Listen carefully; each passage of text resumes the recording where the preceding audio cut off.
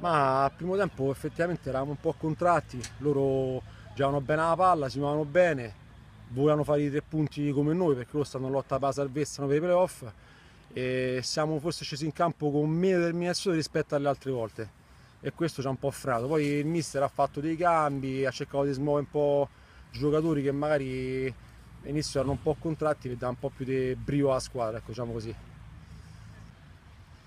Ma noi playoff traguardo a inizio stagione tra virgolette proibitive, forse per la neopromossa. Noi ce la stiamo mettendo tutta, adesso siamo al quinto posto. Come ho detto precedentemente, noi scendiamo in campo sempre per dare il massimo e vincere tutte le partite.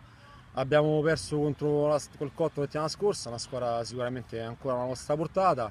Oggi una squadra, buona squadra al Granella, ma noi vogliamo vincere contro tutti queste ultime 5 partite con la grinta e per poter arrivare a questo sogno playoff che a inizio stagione per noi era proibitivo sostanzialmente.